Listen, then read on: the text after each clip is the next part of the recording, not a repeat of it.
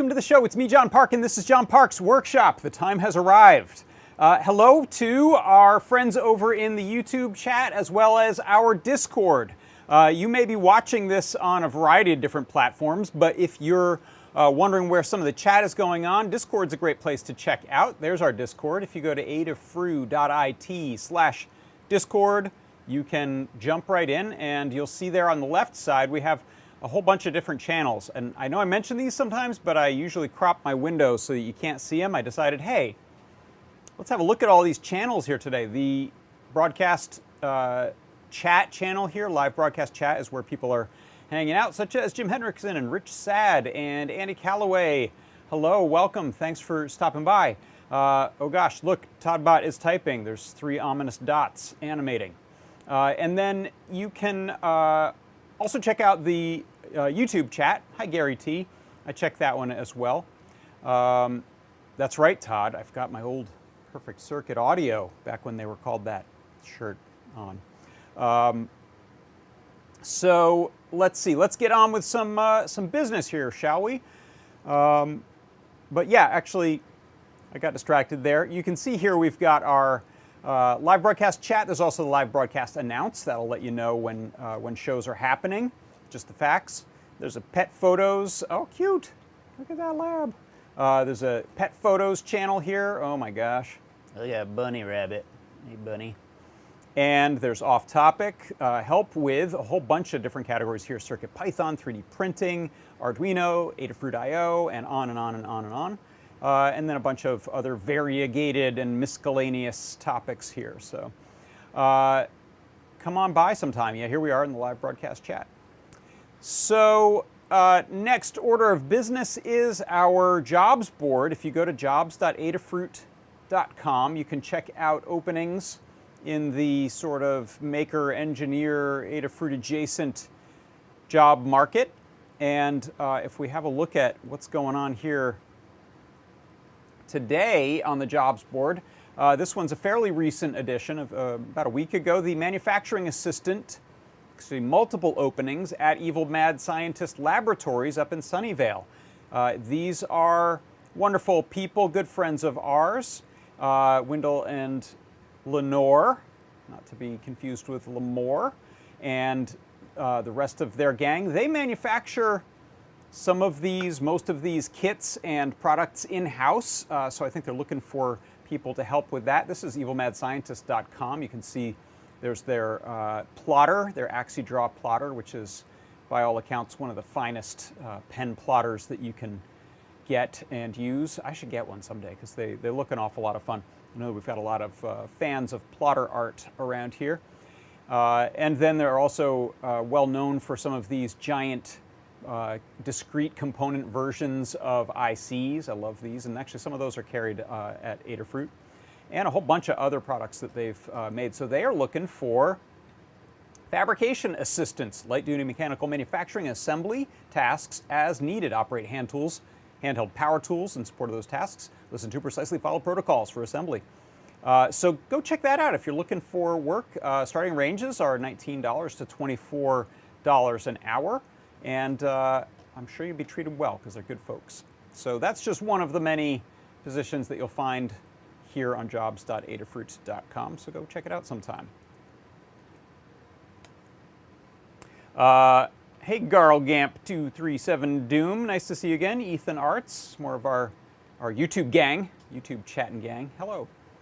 What else have we got? I think I should mention that on Tuesdays, I've got this show right here. This is JP's Product Pick of the Week show. On it, I show some new or awesome but not new product. This week it was a new one. Actually kind of a new version of an older one, which was all in its own volition a newer version of an older one. So what I'm talking about is this here. This is the CP2102N Friend, which was an update based on the CP2104 Friend, which was an update on the FTDI Friend. And all of them have one thing in common, which is they are USB to serial converters. I found out, I had a rude awakening, it's got nothing to do with delicious cereal that you eat, but instead for converting your USB output to serial as if time had stood still and you still had an RS-232 port on your computer, except this one is, I believe, 5 and 3.3 volts rather than 12 and negative 12, I think was the spec on the RS-232. But the upshot is it allows you to program things via USB that really want to be programmed over serial. Hi, Johnny Bergdahl. And for my demo, I showed this guy right here, which was a breadboard Arduino. But don't take my word for it. Take me 2 days ago's word for it. Oh, yeah, that's the product pick of the week right there. The CP2102N Friend. It's a USB to serial breakout conversion board. Lady Ada said, why don't you build a breadboard Arduino? In order to program this is plugged in over USB-C and then transmit and receive to the Arduino. To upload this, I have Arduino configured to think it's sending out to a 2009, but it's actually sending USB to my CP2102N Friend, which is then sending over serial to the chip here to program it. So I'll hit upload in Arduino, and then I'll hit reset once it starts to upload. That helps it. And you'll see it very quickly flashes the board. It's already done, and now my LED is blinking at that sort of 1 second rate. The CP2102N Friend USB to serial converter.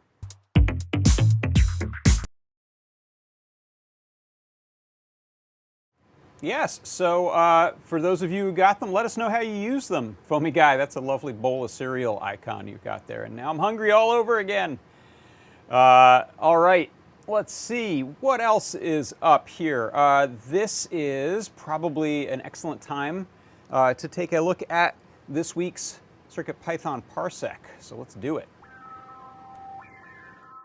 CircuitPython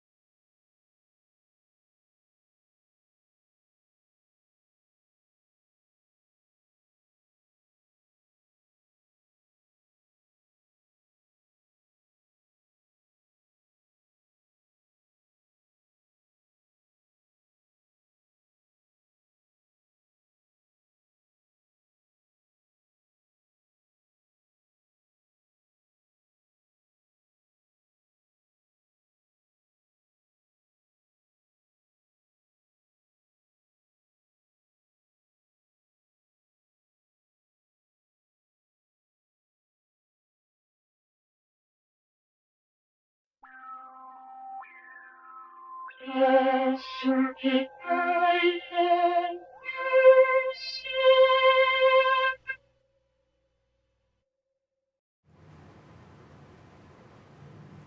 Uh-oh, did sound not work on that? Sorry about that. We get to do it all over again. 0 dB. Do you hear me now? I think, let me know, because I've turned it back on. So after this little lag and catch up, if you guys give me the thumbs up that my sound is back, then I will redo that one from scratch. He noticed. I noticed because you guys were pointing it out in the chat. Thank you very much. Let me know if you think that's working. Someone give me a thumbs up. Still no sound? How about now? Are you getting any sound?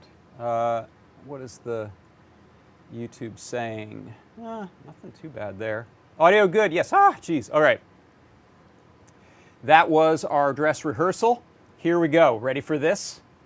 Let's do this. Can you guess what I did? I think you can, but here we go. Take two.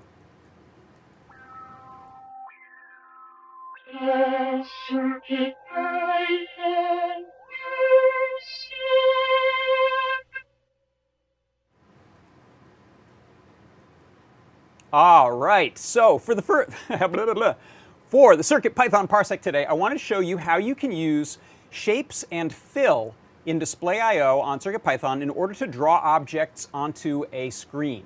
So if you look here, what I have, it's a Feather M4 plugged into a Feather doubler with our OLED Feather wing. And one of the cool things about this Feather wing is it has these three sort of general purpose buttons that you can use, connected up to pins 9, 5, and 6.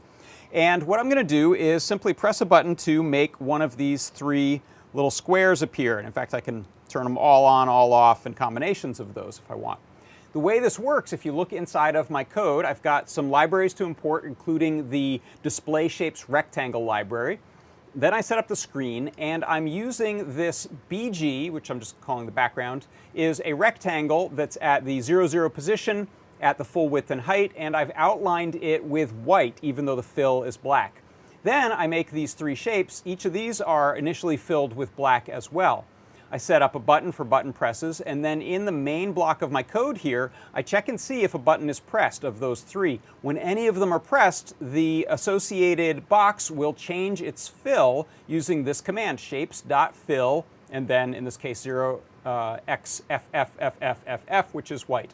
When the button is not being pressed, then we return it to black. And so it's a really quick and simple way to draw shapes on and off of the screen inside of CircuitPython using shapes and fill. And that is your CircuitPython Parsec.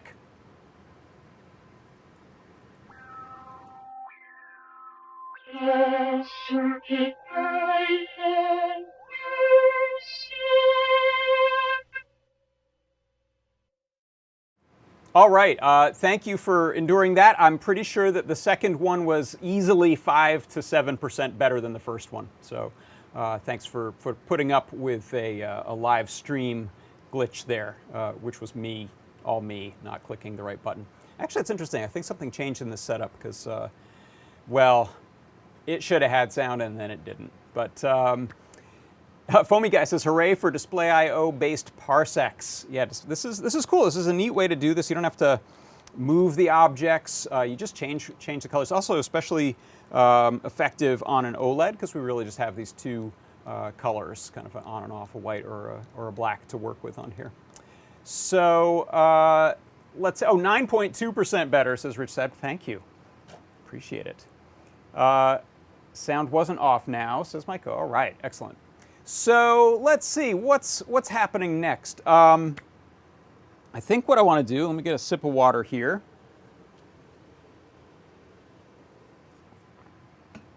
I want to do a quick little gear plug, sort of a gear report thing that is related to our project this week. So let me change out my screen here, and I'm gonna lift this up a bit and refocus. There we go.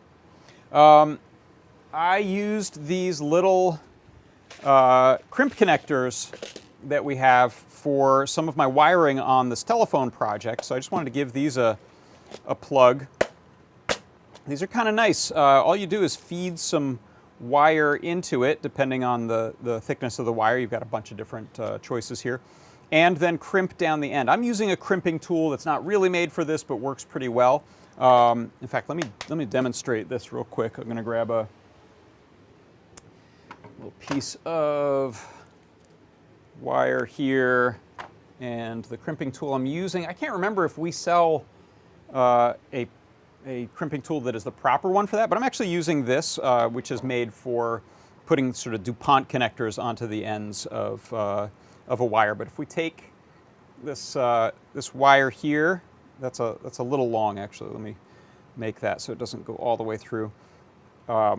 all I'm doing is twisting that wire a bit, fitting this onto the end here, and using the crimp in a couple of orientations.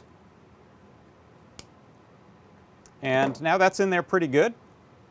It's not really coming out at all. And I can now use this with other types of connectors. So the type of connector, actually, I'll show you this. Where'd you go, connector? Oh, if I moved that, I have moved that tray. No, here it is.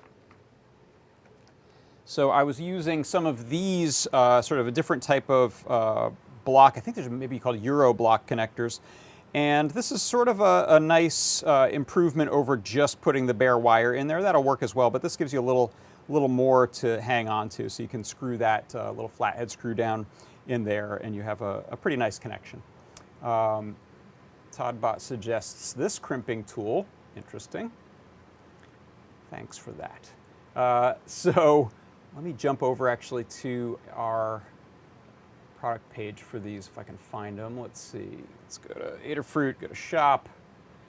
What do we call these? Let's do crimp connector. It's probably under connectors. By the way, this is a search tip, something I do. If I find something that's pretty close, I'll click on the product, and then I can see the organization structure up here at the top. So sockets and connectors is probably where we're going to find this, and then depending on the size of the category, you can scroll down in here. Oh boy, I'm never going to find it, am I? What do we call these? I don't have a sticker on here anymore. No, it's not in that? Uh-oh. Okay, that's a failure of that search technique. I got these from Adafruit, right? What do we call these things? Ferrules? Yeah, wire ferrule kit. Okay, that should probably be in there. And it looks like in this demo, Lamore probably just used some needle nose pliers, I think, to squish that down. Or maybe not Lamore, but whoever put that together. And there's different gauges of these that you can use. So that's the little wire ferrule kit. Ferrules. Thank you, Johnny Bergdahl. You helped me out. I appreciate that. 800 pieces of them. Hey. So that wasn't meant to be another product pick of the week kind of thing, but it's just kind of a nice piece of gear for improving some of the wiring, depending on how you're putting things together. So, set that over there. Let's get on with the project. So, you know that I've shown a couple stages of this project. This is kind of the final one. This will be the wrap-up of this, and I can show you a little more, a demo of how it's working, how I've put it together for the final, and what the code looks like for my Dial-A-Song project. So the basic idea is that it's a self-contained Dial-A-Song box. In fact, it's even battery operated. If you want to just have the phone and no wire coming off of it, it'll work. And this is what it looks like here. The idea here is to pick up the phone, dial a phone number. Perhaps it's a phone number that you've been given in an escape room type of thing, and then a particular message comes back. So it doesn't have to be a song. I'm doing it as songs, but it could be anything you want as a message that comes to someone based on which phone number they punch in. And part of the fun of this was using some of the real tones for pressing the touch tone DTMF buttons, as well as dial tone, busy signal, ring and answer. Even a message for when you've entered a number that doesn't exist. So that stuff is easy to find. You can just go on like freesounds.org or search in general online and find WAV files of these. And I'm using some of the techniques that we've looked at over the last couple of weeks, including our audio mixer inside of CircuitPython, which makes it easy to quickly duck sounds down and back up when we need them. And I'm also using, besides the buttons, as a keypad scan matrix, I'm also using the switch hook so that we can hang up and pick up the phone and do different things based on that. Although, only when I put this all back together today did I realize I did way more complicated stuff in code than I needed to for that, and I probably could have just had the enable pin of the Feather board hooked up to that, and that would have worked fine. So let me jump over here and give a demo of how this is working. And I'm gonna double check that you can hear it well. I'm gonna actually turn off this. Hopefully my camera doesn't overheat. I'm gonna turn off the fan. It's still hot down here in Southern California. And I will also fire up my Discord so I can keep up. I can't see both Discord and YouTube at the same time on my phone here, I don't think. So I'm just going to try to prop up the Discord there. So here it is in action. And I think, I was worried about miking this, and I was actually talking to C. Grover about miking it.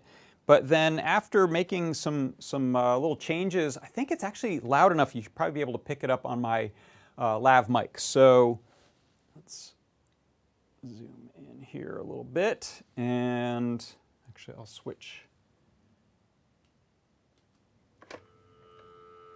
You can hear that, right? So I've got dial tone playing. If I hang up, that changes the dial tone. Cuts that audio, actually sets the mixer volume to 0. So there it is. And I'm not doing 100% accurate. I'm not doing like that little kind of pause you get and click before the dial tone comes. So some of this you could refine depending on your goals. So let's dial in a number.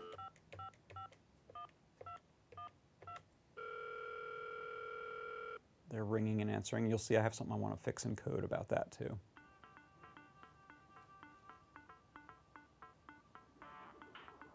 It's a little Bartle Beats song. Could be louder.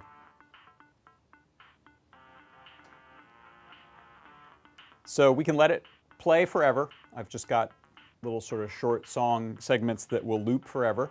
Set that in code to not loop if you want. So I hang up to cancel that. Now I've got a few other songs in there. I'll play some more.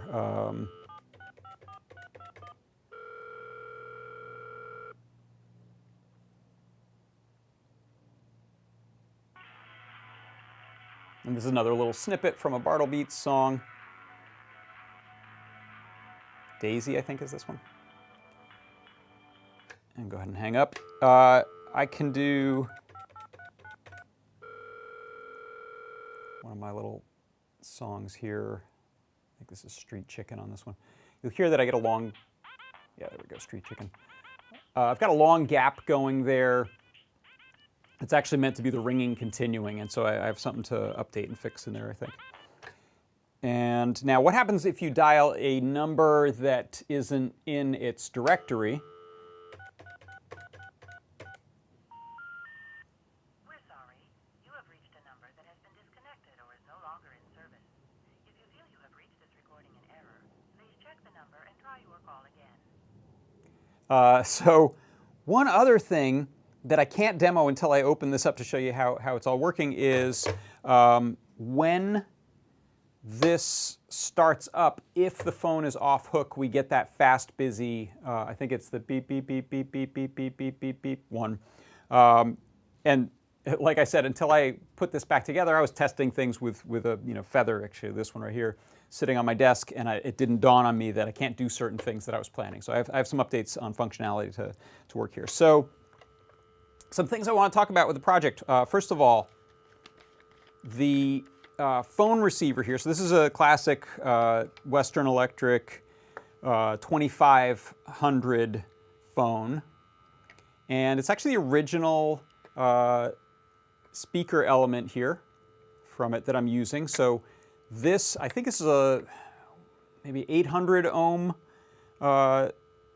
impedance phone that we wanted to, I thought I would have to change it out because our amp is meant for like 4 to 8 ohm, and this is what? This is less than that.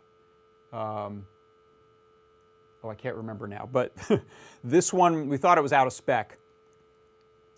Turns out it's not. I think this is like 0.8 or something like that. Turns out it works fine, and I'll show you the connection there. I'm using the built-in RJ9, this is sometimes called. It's a 4-conductor cable that gives us a pair of wires for the microphone element, which actually just sets on those 2 contacts there. And if you pop this out, you can see those connections. Let me switch this camera over. You can see this is the red and black wires go to the microphone, and the green and white go up here to the speaker. So I didn't have to touch anything in here. I thought I might have to replace the speaker element, but it turns out that it is able to drive this just fine. So I've got I didn't go as crazy as the last time, so I've just got, through space there, I've got a USB cable, which means I can plug this in to charge up the battery that I have in here. If I unplug that, you see it's still working. And I could also program it. So this is running to the Feather, which has the charger circuit built in, so we could still code that while it's all put together. So let's take it apart here. Find a good screwdriver for that. And I'll also say this is really minimally invasive. Not as minimally invasive as my rotary phone project, because you'll see I did have to modify the keypad. And that's actually something I want to talk about in a little more detail is what's up with the keypad. These screws are great because they are captive. They remain captive in the base here when you unscrew them, so you're not going to lose them, which I love. Okay, so if we look here, okay, close the switch hook. Let me show you that feature that doesn't really make any sense anymore, which is if I reset the board, can I get to that reset anymore? It's all kind of, let me take it apart a bit before I do that. But what you'll see here, I've got the original RJ11 jack, which lives here. These are basically loose. They're just held in place by the case, so you can just pull them out of the way and then run the USB cable through the gap in the back of the shell there. That works pretty well. And you can see I have a gigantic 4,400 milliamp hour battery sitting here, so this should last a long, long, long time without the need for charging. It'd be cool for me to do a port here, a USB port, so I can plug cable in and out and have it be totally self-contained for whatever reason. That's not necessary. I thought I was going to rest some electronics in there, but I don't need that anymore. So the reason you don't see much here, and sorry, I forgot to bring one part, I think, but we'll talk about the evolution of this touchpad, the keypad, in a minute. Let me unscrew the keypad here. This is not the one that came in the phone. This is the one that I ordered, and it came in last week. That is a typical Matrix keyboard. It's an original part, new old stock. Actually, I don't think it's new old stock. I think it was taken out of a phone probably. But it is an original keypad. It's just not as old of a design as the one that was in there that freaked me out, because this one's all mechanical switches, these tuned inductors for the oscillators to do the dual tone multi-frequency, and there's not a good easy way to tap into that the way I wanted to. So, but what I am going to do here, let's unplug battery. And now it won't be on, and I'll unplug this USB cable too.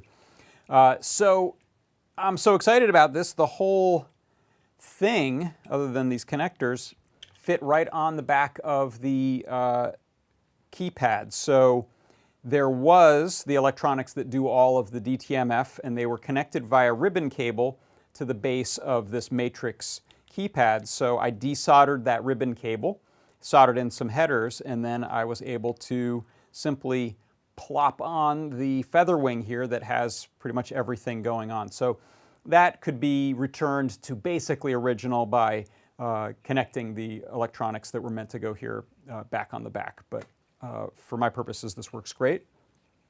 And then let's take a look at the connections that we have. So everything on here could be restored because it's all just screw into the what's called the network block here with these screws.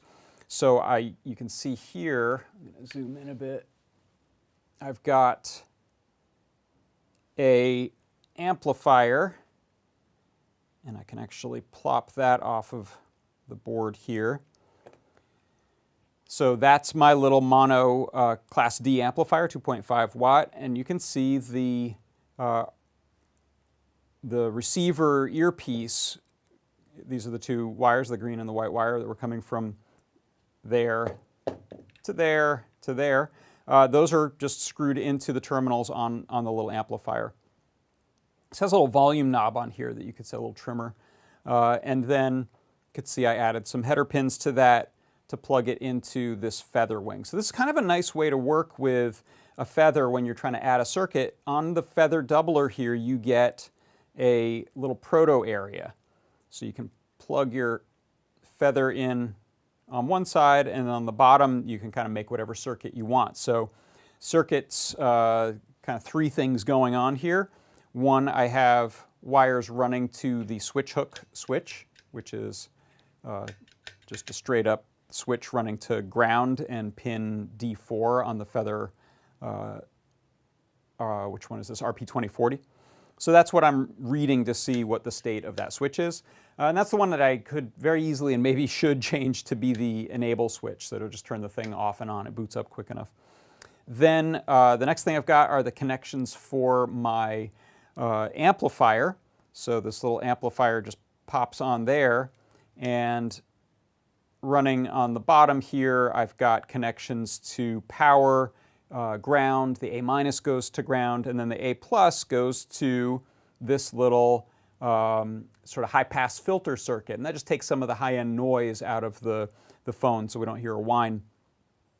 So that comes from, I just happened to use TX pin because it was convenient, but that is acting as a PWM output for the audio. You could do this using a different board like the M4, Feather M4. You could use the A0 pin and get analog. You'd still probably want to run it through a filter like this, but the reason I ended up going with the RP2040 is it's got 8 megs of flash memory on there, so that means I could store a whole bunch of these sounds, which are, some of them are fairly large, even though I've made them mono and sample rates pretty low. So this is running a 1K resistor from the audio output, and then that goes to a filtering capacitor that goes to ground, as well as a 220 ohm resistor that runs to the audio input, A plus, on my my little mono 2.5 amp there. And then let's see, the other thing is that you can see I've put this little header on the bottom, and that's just so that it matches up and allows me to use the matrix keypad in pins, I think it's A1 through MO, MOSI. So the rest of this is connections. There's where I used that little block and my little ferrule ends to go to, this broke off, by the way. This was a screw terminal I could have used, and the brittle plastic right here snapped as I was loosening that screw. So that originally lived there, and it just connected up the earpiece and this switch. So I have that laying out here. This I should cover with some heat shrink or something like that, because that's just acting as a connection for me. But other than that, it's a pretty good fit. I probably could do better with how I have the USB, because this ends up at a little bit of an angle here to fit the USB connector for this feather, or I could have mounted it higher. I also put in a couple of standoffs here so that this would stay put. So if we fire this back up, let me just, I'll show you just for fun, because it's kind of funny. This is the sort of thing you come up with while you're designing an open, sort of non-enclosed thing, and you have access to parts and you're restarting it a lot. I said, hey, what happens if it's off the hook when it gets turned on? And so you'll hear that it gets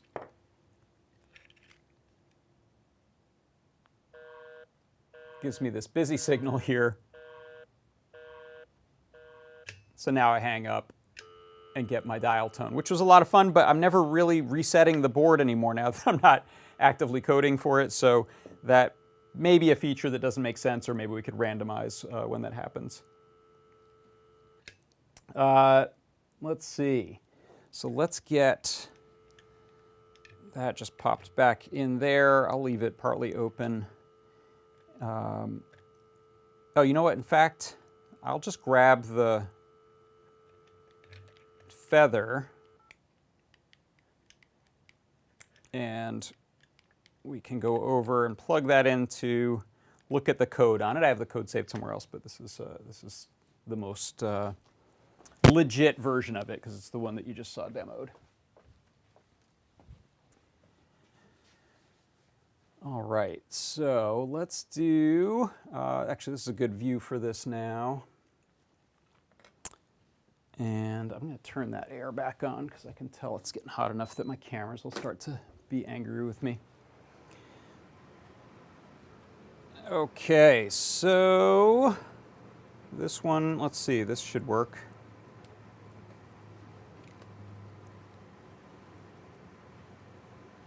Okay, what we'll really care about is the code here, but at least you can see what I'm talking about is that board right there. And let's close this and open up. There we go.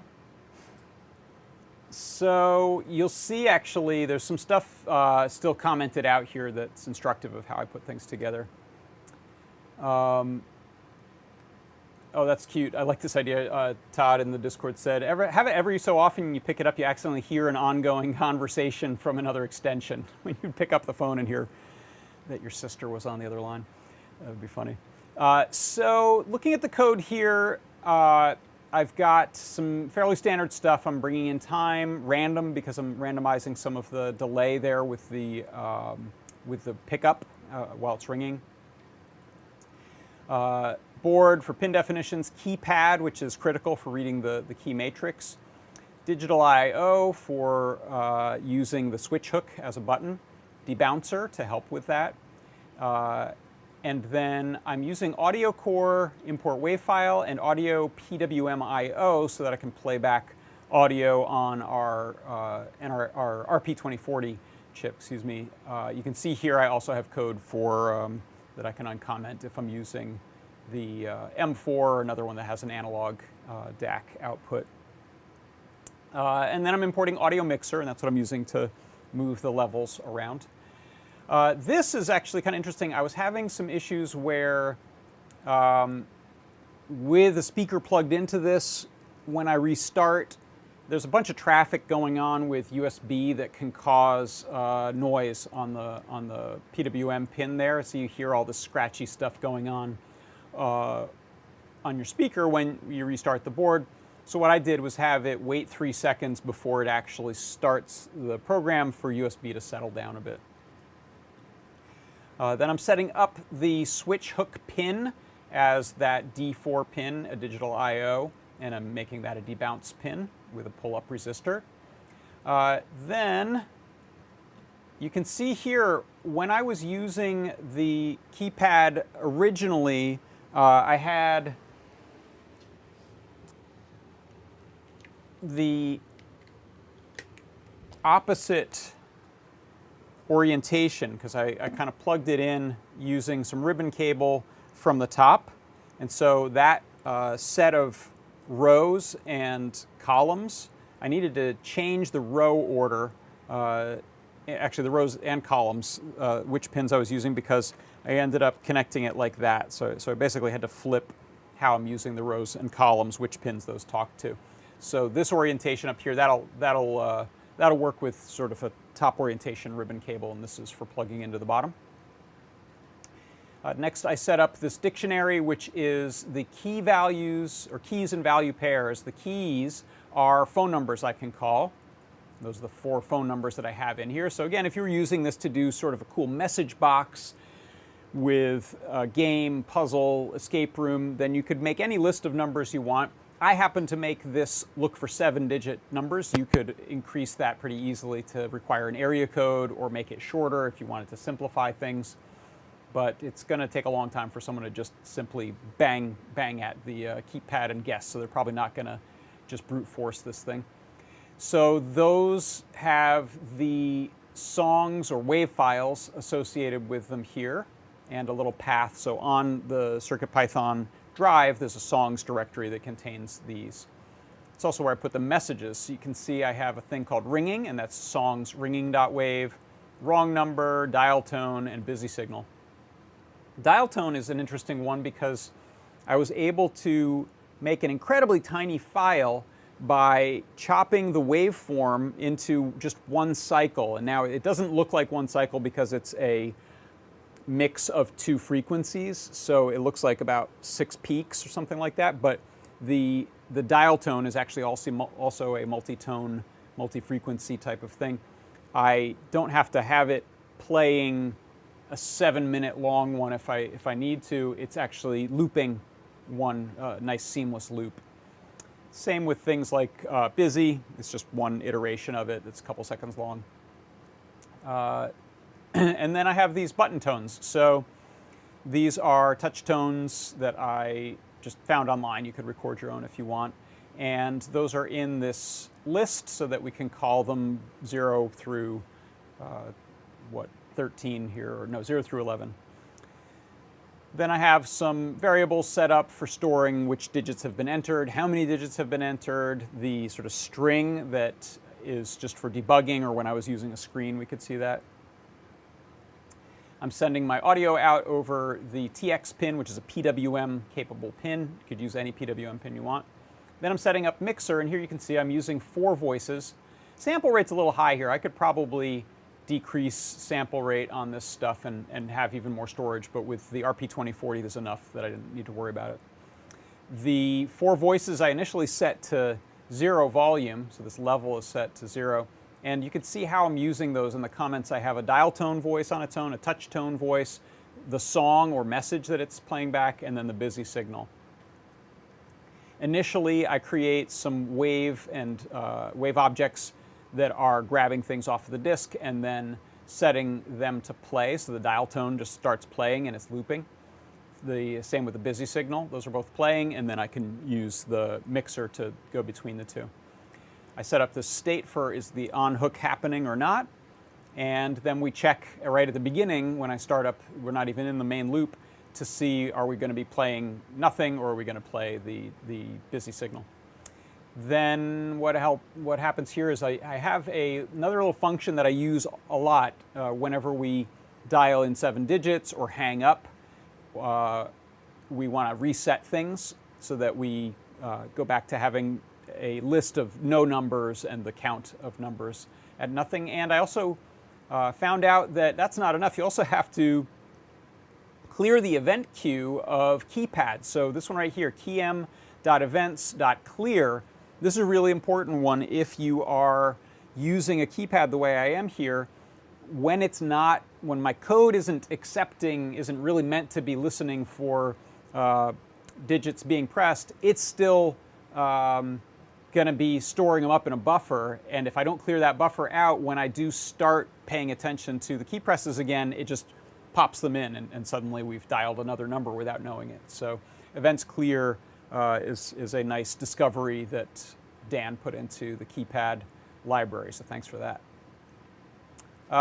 Let's see, okay, let me grab some water and then we'll talk about the main loop of this. And let me know if you have any questions over in YouTube and Discord chat there.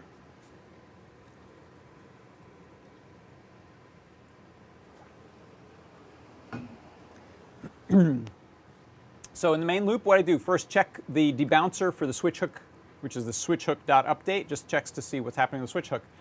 And then we have 2 states. If it rose, then it's because the receiver has been lifted, so it's okay to make a call. So I turn up the level on the dial tone, and I turn up the level on the second voice that I'm using for the touch tone. So we actually hear both at once, and I'll put this back together and demo it again in a second. Then I'm keeping the message or song volume at 0, and the busy signal volume goes to 0. I set this little state variable on hook to false, and then I reset the number. So that means that if it were hung up and I was dialing stuff and picked it up, I don't get those numbers. It gets immediately flushed. Again, this may not be necessary if I change my thinking and just have it actually turn off the microcontroller when I hang up, which probably makes a lot more sense. The switch hook fell. That's when it goes back into the cradle. And then I set all the volumes to 0 and do the same reset. If mixer voice playing, then I will stop it. And the reason for this is if a song is playing and I hang up and just change the levels, when I pick it back up, the song will keep playing. It really will act like I never hung up on that call. So this is a nice way to stop the song, is just with this mixer voice, whichever voice you want to stop, hit stop. You can also, by the way, check a mixer voice for its playing state. So while it's playing, you can do stuff because it can return whether it's playing and then have something happen right when it finishes or whatever you want.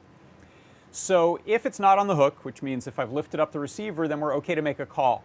This is when I start getting my button presses from the matrix using this KM events get.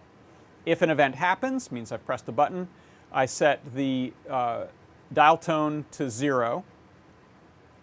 I think that's right, yeah. When you start typing in numbers, the dial tone goes away. If the event was a press rather than a release, that's the only thing I'm using, then I check, this is some stuff I went over last week or the week before, I check the key to make sure it's not the star or the pound. The way I'm using those, you could come up with other stuff. I'm using them to just reset the number. So if I dial in 6 digits and flub one, I can hit star or pound, and that just wipes it back, kind of clears it without having to hang up, which isn't really all that realistic, but it's how I'm using it. Then if the number isn't the star or the asterisk and I haven't dialed in 7 digits yet, I start playing the multi-tone DTMF based on which button I press. Then if it's a 9, if it's under 9, it's going to call the proper one from the array. If it's the 10th one, I am using a 0. That's just to deal with the fact of the 0 being the 10th object, or the 11th object actually in the keypad. The string here I just used for debugging and when I had the screen on it, and then I increment that counter for how many I've hit. When I hit 7, then if the mixer voice 2 is, I will, let's see, set the, why am I doing that? If not mixer voice 2 playing, which one's mixer voice 2? Oh, if a song isn't already playing, that's why I'm doing that. Okay. So this means I can't force it to play another song while one is already playing. So I check if the mixer isn't playing, then we kind of do the normal thing. If it is, then I just reset that number. So I'm ignoring my input. We'll hear it beep, beep, beeping, but we won't interrupt the playing song. The only way to interrupt playing song is to hang up. So if the song is not playing, then I'm appending whatever numbers to that dialed string so we could print that. If that dialed string is in my numbers dictionary, then we can go ahead and grab whichever item that is in that dictionary. It's that value's key, or that key's value rather, which is going to be the name of the directory, song, and the message wave we're playing, or song wave we're playing. Then we pause briefly. We don't want it to start playing instantly. And then we play that wave file. And you can see here I've got, oh, am I not looping those now? Okay. Let's see. Oh, the ringing, sorry. So this is the ringing here. This is the part I need to mess around with because I'm doing it in a way that initially I was doing it with a delay.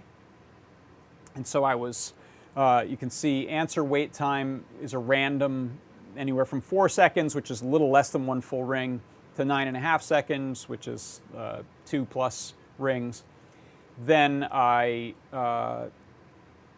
was using time monotonic to check it. That didn't work out because it doesn't make sense. Waiting this amount of time here means that I can't really hang up on it. If I press hang up, I'll still hear it, so it's blocking. So I need to come up with a better way to do that. Once it does finish this though, playing the ringing, then it moves on to the song, and that's grabbing the proper file and setting the voice level to 1, and this one loops. That's why you heard the song looping there. This else here is when the number is not in our list, then we play the wrong number. The number you've dialed is not in service thing. After it plays, does finish all that, then it resets the number, and we're ready to go again. So let's see. I'll go ahead and hook this back up. Maybe not the full, fully plugged back together, but jump over here. I'll reassemble this a bit, enough to demo it. And you can ask me if you got any questions. I'll pop up my Discord again over here. But this is a cool project. You know, it's a lot of work between the prototype, which just used one of these and a display, to getting into the guts of the actual phone and making things fit. Luckily, there's a lot of room inside of these, so fitting isn't so difficult. But figuring out what is what, and now I've got some refinements to do since I realized I don't have a way to reset it or turn it off. So that will give us everything we need. And I kept it pretty modular. You can see that's why I'm using the headers on these and not soldering any of the boards down directly. And so there's our little beep. Hang up. Pick it up. Let's hook the... So let's see if I can remember the 4 songs I've got on here. Here's my 5551212. Yeah, that's where I'm not. Okay, that's one of the songs off of Bartle Beats Amplitude.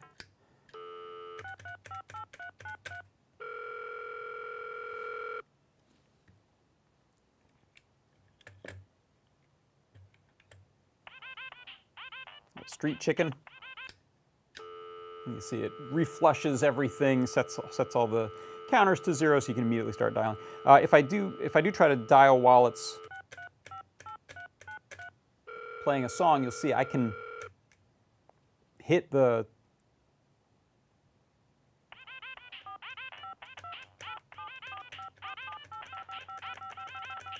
buttons.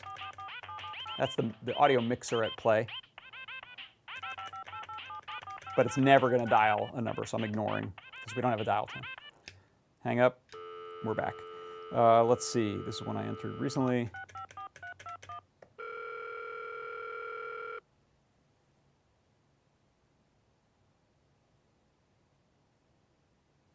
That's the 9-second delay. It's another Bartle Beats song. And last one is 8675309.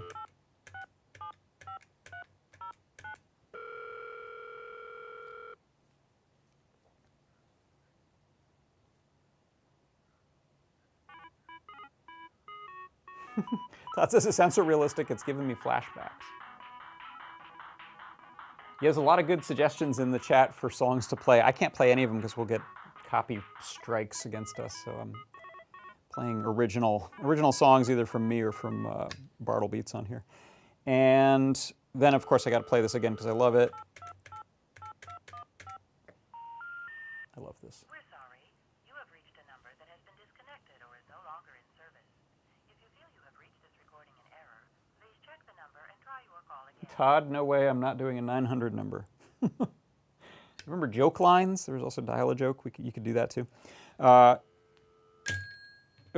All right, that is it. So that's the project. I'll be documenting that, and I've got a fritzing diagram for the little circuit that we have going on there, and some other stuff to share, as well as the code, so that you could build your own.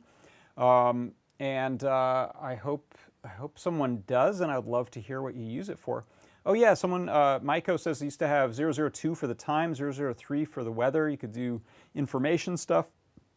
There's a lot of interesting things you could do with this. Just bare bones simple. Obviously, I'm not hooking this up to an Alexa or something like that, or an iPhone. I'm just doing WAV files, but makes it very nice and self-contained so that you could do little holiday things, puzzle things, spooky stuff, haunted house, escape room, that kind of stuff. Andy Calloway says you should use the do the announcement in Lars's voice. Oh goodness. All right. Yeah, that's another good point. Todd says you could use this for your escape rooms and also dial in secret number to trigger relays or lights or something. You could definitely extend this to do a lot of things, since we basically have a microcontroller that knows what got dialed. It's a great input device for doing other stuff. All right, I think that's going to do it. Thank you, everyone, for stopping by today. Thanks to our chats over in YouTube and Discord. Thank you, Shashank Shekhar says, hi, I hope you're doing good. Thank you so much, I am. That's going to do it, yeah? All right, thanks, everyone, and don't forget, we have, actually, if you look over here in our Discord, you can go to, I mentioned the live broadcast announce to see what shows are coming up. You can also do, let's see, in our live broadcast chat, you can do !showtimes. And you'll see that we have on, let's see, this Friday, we've got Scott doing a deep dive at 5. And on Saturday at 11, there's going to be a Foamy Guy CircuitPython stream. This isn't always 100% accurate. Sometimes this is just telling you what we generally do. So do check and see if there's confirmation from people. I don't know if Foamy Guy's still around, if you can confirm if you're going to be doing that on Saturday. But people love those shows, so please stop on by for them. All right, I think that is going to do it. Thank you, everyone, for stopping by. I'll see you next week. Bye-bye.